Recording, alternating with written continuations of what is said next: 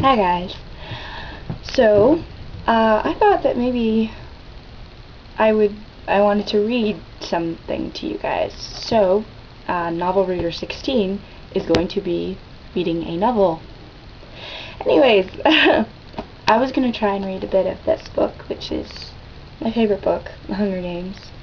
And if you guys want more, let me know. Excuse any weird facial expressions I may make. Okay, so this is The Hunger Games by Suzanne Collins, and part 1 is called The Tributes. Chapter 1. When I wake up, the other side of the bed is cold. My fingers stretch out, seeking Prim's warmth, but finding only the rough canvas cover of the mattress. She must have had bad dreams and climbed in with our mother. Of course she did. This is the day of the reaping. I prop myself up on one elbow. There's enough light in the bedroom to see them.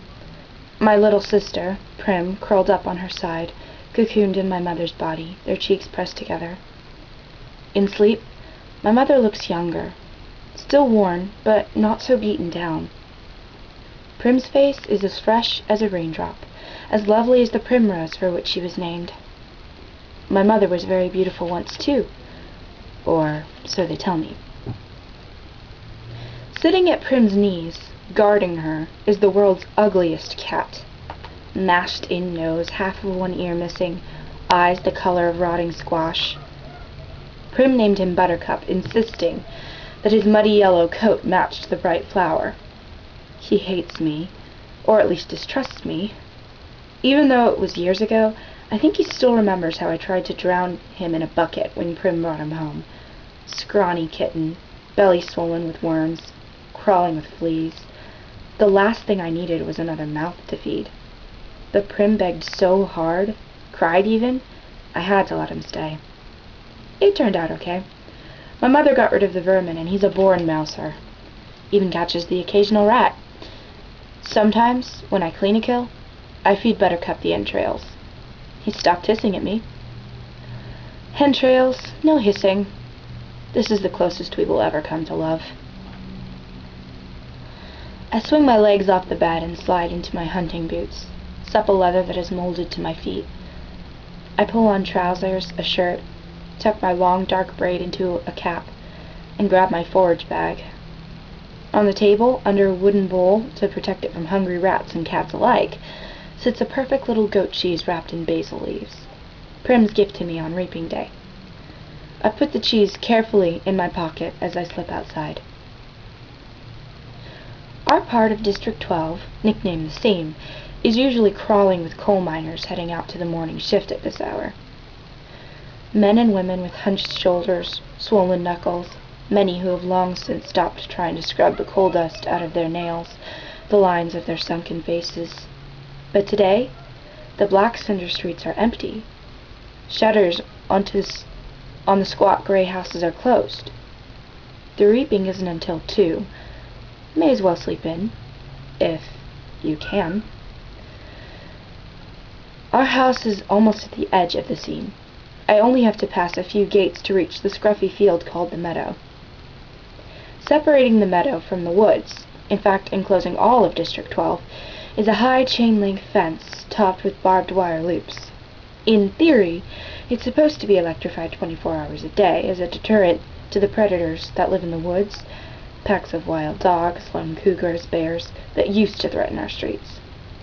But since we're lucky to get 2 or 3 hours of electricity in the evenings, it's usually safe to touch. Even so, I always take a moment to listen carefully for the hum that means the fence is live. Right now, it's silent as stone. Concealed by a clump of bushes, I flatten out on my belly and slide under a 2-foot stretch that's been loose for years. There are several other weak spots in the fence, but since this one is so close to home, I almost always enter the woods here. As soon as I'm in the trees, I retrieve a bow and a sheath of arrows from a hollow log. Electrified or not, the fence has been successful at keeping the flesh-eaters out of District 12. Inside the woods they roam freely, And there are added concerns like venomous snakes, rabid animals, and no real paths to follow. But there's also food if you know how to find it. My father knew, and he taught me some before he was blown to bits in a mine explosion. There was nothing even to bury. I was 11 then. 5 years later, I still wake up screaming for him to run. Even though trespassing in the woods is illegal and poaching carries the severest of penalties, more people would risk it if they had weapons. But most are not bold enough to venture out with just a knife. My bow is a rarity, crafted by my father along with a few others that I keep well hidden in the woods, carefully wrapped in waterproof covers. My father could have made good money selling them, but if the officials found out, he would have been publicly executed for inciting a rebellion.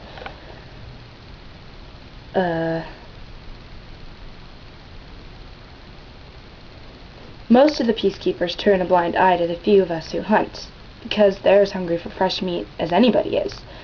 In fact, they're among our best customers. But the idea that someone might be arming the scene would never have been allowed. In the fall, a few brave souls sneak into the woods to harvest apples. But always inside of the meadow, always close enough to run back to the safety of District 12 if trouble arises. District 12, where you can starve to death in safety, I mutter, then glance quickly over my shoulder. Even here, even in the middle of nowhere, you worry someone might overhear you. When I was younger, I scared my mother to death.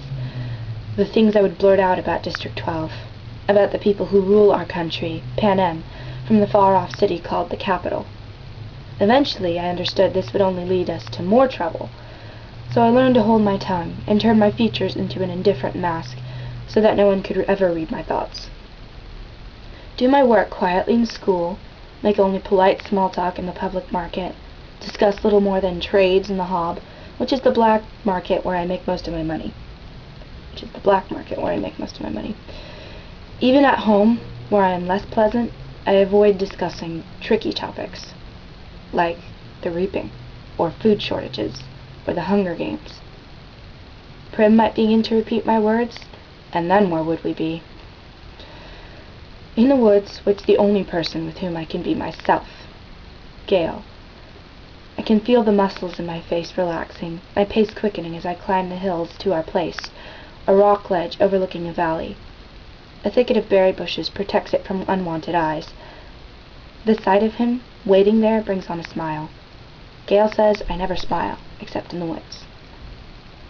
"Hey, Catnip," says Gale.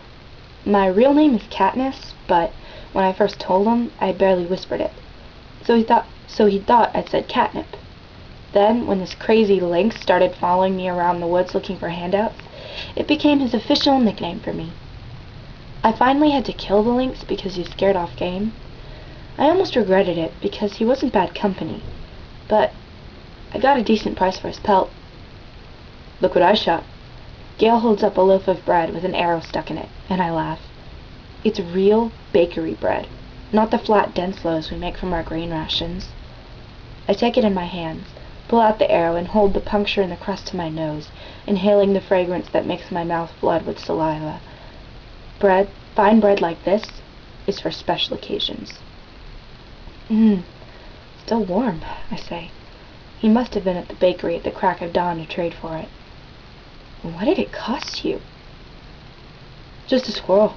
Think the old man was feeling sentimental this morning, says Gale. Even wish me luck. Well, we all feel a little closer today, don't we? I say, not even bothering to roll my eyes. Prim left us a cheese.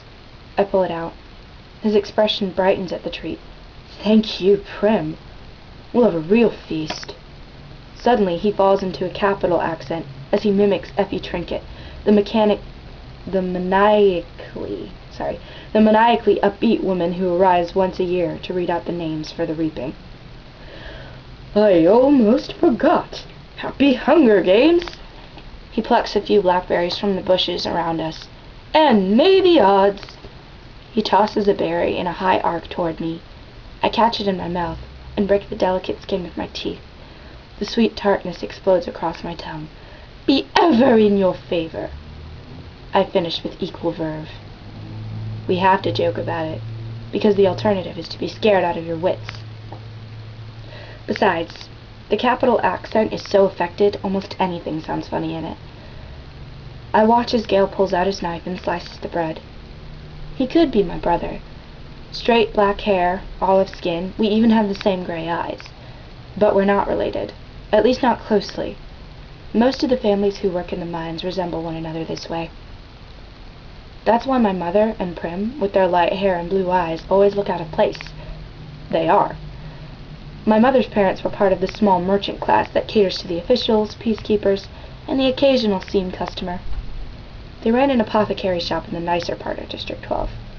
Since almost no one can afford doctors, apothecaries are our healers. My father got to know my mother because on his hunts, he would sometimes collect medicinal herbs and sell them to her shop to be brewed into remedies. She must have really loved him to leave her home for the scene.